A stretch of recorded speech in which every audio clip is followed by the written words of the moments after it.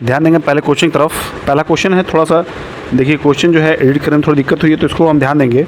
जैसे ये कल्चर का उपसमुच्चय जो हमें ये कहाँ से पढ़ना है, देखिए मैं क्वेश्चन को पढ़ के आ रहा हूँ, समझिएगा। यहाँ देखिए यहाँ से स्टार्ट है आपका क्वेश्चन। जल संवर्धन एक प्रकार की उद्यान कृषि है, ठीक है, इसको ध्यान से देखिएगा। तथा अब तथा जल, अब जल के बाद से यहाँ आपका ये लाइन शुरू हो जाएगा, ये वाला लाइन आपको शुरू हो जाएगा।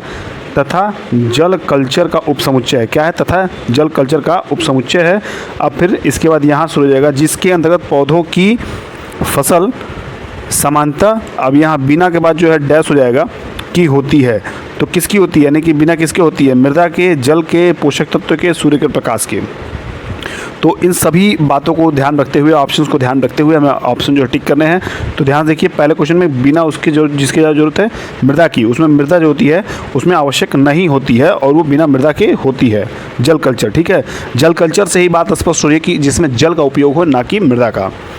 बात करेंगे अगला क्वेश्चन की। अगला क्वेश्चन है रेनफॉल। अब देखिए मैं हिंदी इसका मीन्स पढ़ता हूँ। जिस उपकरण द्वारा वर्षा का मापन किया जाता है उसे कहते हैं, क्या कहते हैं, हाइग्रोमीटर, हाइड्रोमीटर, रेन गेज या बैरोमीटर।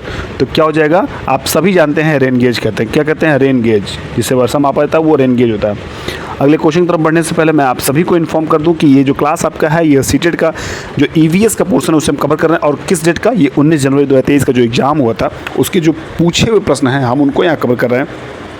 तो मैं आप सभी से कहूँगा कि क्लास के लास्ट तक बने रहिए, क्योंकि सारे क्वेश्चन जो सीटेट के नज़रिए से इंपॉर्टेंट हैं।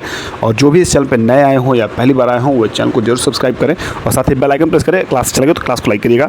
ज़्यादा टाइम हम आपका नहीं लेंगे, तो क्लास को आगे बढ़ाते हैं। दिया है कि पाठ है रक्षा अधिकारी वाहिदा, क्या है जो पाठ है रक्षा अधिकारी। अब देखिए यहाँ वाहिदा का जो है एक यहाँ डैश हो जाएगा।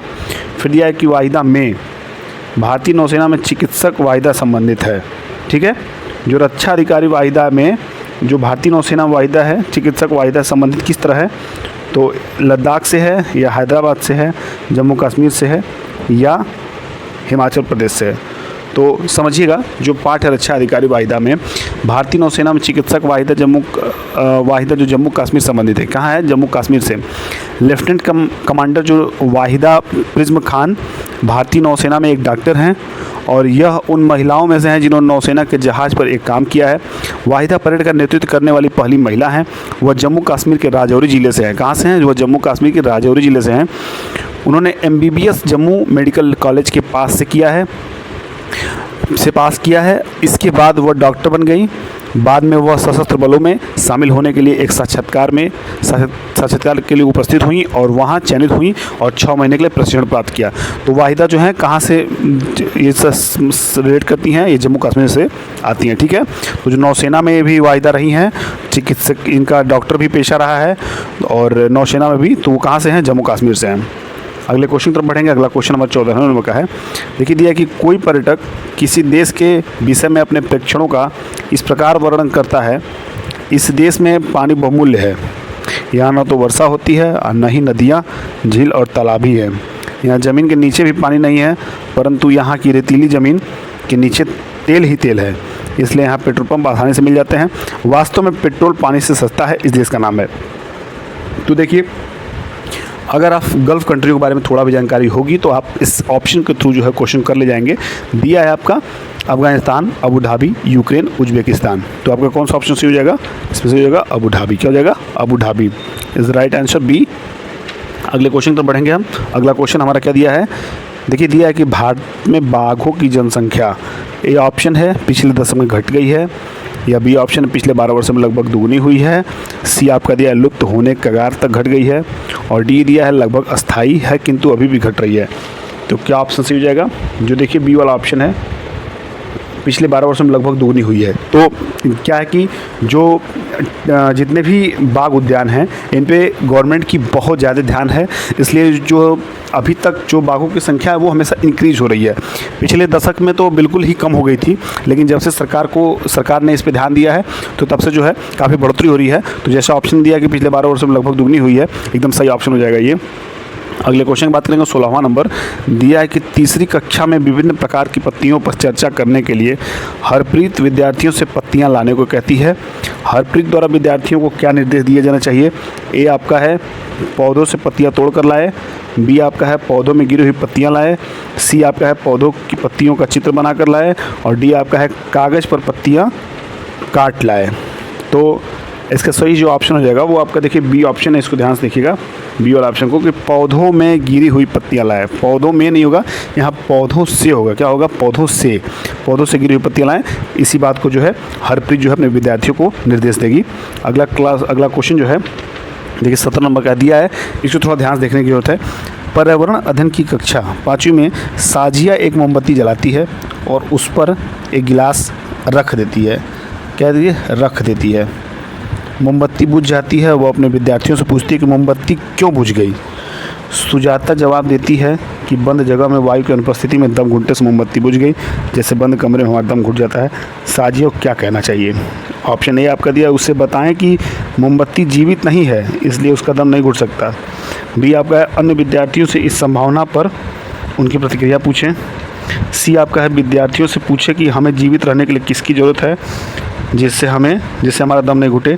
और डी आपका दिया है कि विद्युत जलाकर उसके ऊपर गिलास रख कर देखें कि क्या होता है। तो देखिए इन सारे कारणों को अगर बात करें हम तो बहुत ज़्यादा प्रैक्टिकल करने की आवश्यकता नहीं है।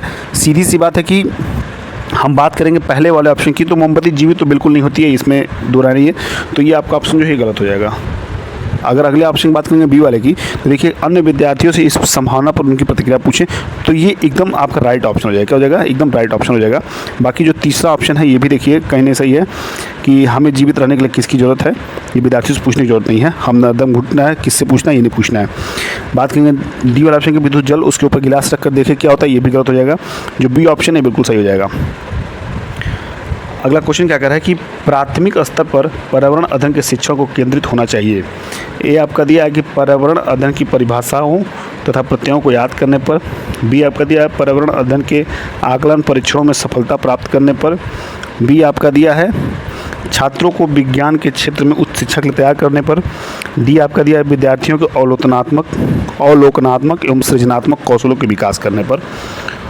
तो जो सही ऑप्शन जो इसका हो जाएगा वो आपका डी ऑप्शन है। क्या है? जो बोर्ड की तरफ से दिया गया है कि विद्यार्थियों के अवलोकनात्मक एवं सृजनात्मक कौशल के विकास का। तो ये प्रश्न क्या है? ये आपका प्रश्न जो रिपीटेड प्रश्न है। अगले क्वेश्चन पर बढ़ते हैं जो 19वां नंबर क्वेश्चन है। दिया है कि निम्न में से कौन से सीखने के सिद्धांत यह व्याख्या करते हैं कि बच्चे कैसे सीखते हैं। ए आपका जो कथन है दिया कि बच्चे सीखना नहीं चाहते और इसलिए शिक्षकों को इन्हें प्रेरित करना चाहिए। बी जो कथन है ये दिया है कि बच्चे स्वाभाविक रूप से सीखने के लिए प्रेरित होते हैं और सीखने में सक्षम होते हैं। सी आपका दिया है कि बच्चे स्कूल में सीखते हैं और इसलिए हर बच्चे को स्कूल भेजना चाहिए। डी आपका है कि बच्चे अपना अर्थ स्वयं बनाकर सीखते हैं और विभिन्न प्रकार सीखते हैं। तो देखिए ध्यान देखिएगा, अगर हम सही बात करें तो इसमें आपको जो लास्ट वाला ऑप्शन है, जो डी वाला ऑप्शन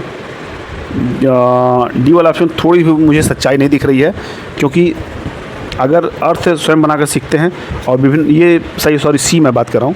सी जो आपका ऑप्शन है ये बिल्कुल नहीं हो पाएगा, क्योंकि बच्चे स्कूल में सीखते हैं ये कहीं नहीं दिया गया है। लेकिन ऑप्शन में जो है ये सी और डी ही चुना गया है, तो थोड़ा सा मुझे डाउट हो रहा है बिल्कुल, लेकिन आप इसको टिक करिए क्योंकि बोर्ड ने यही सही ठहराया है। बोर्ड ने सी ऑप्शन को सही किया है। किसको किया है? सी को सही किया है। मैं फिर से आपको इसको सर्कल कर दे रहा हूँ। देखिए सी वाला ऑप्शन को, किसको? बी और डी को। तो मेरा एकदम सही मानना है जो सी वाला ऑप्शन है ये आपका बिल्कुल गलत हो जाएगा। क्या हो जाएगा? सी वाला ऑप्शन जो गलत हो जाएगा और ए वाला आपका ऑप्शन गलत हो जाएगा। देखिए बी और डी इसमें सही उठाया क्या कहते हैं? बी और डी इसमें सही माना गया है, तो आप भी इसको नोट कर लीजिएगा। अगला क्वेश्चन है 20वें नंबर का कि दिया है कि प्राथमिक स्तर पर विज्ञान एवं सामाजिक अध्ययन जैसे विषयों के स्थान पर पर्यावरण अध्ययन जैसा विषय क्यों प्रस्तुत किया जाता है। ए आपका है कि बच्चों में पर्यावरण के प्रति जागरूकता विकसित करना जरूरी है। बी आपका दिया है कि पर्यावरण बच्चों की वृद्धि एवं सीखने में महत्वपूर्ण भूमिका रखता है। और सी आपका दिया है कि पर्यावरण अध्ययन एक एकीकृत विषय है जो विज्ञान एवं सामाजिक अध्ययन से अंतर्दृष्टि प्राप्त करता है। और डी आपका है पर्यावरण अध्ययन बच्चों में उस पर्यावरण का एक समग्र दृष्टिकोण विकसित करता है जिसमें वे रहते हैं। अब आपके ऑप्शन जो दिए हुए हैं ध्यान से देखिए सारे ऑप्शन को।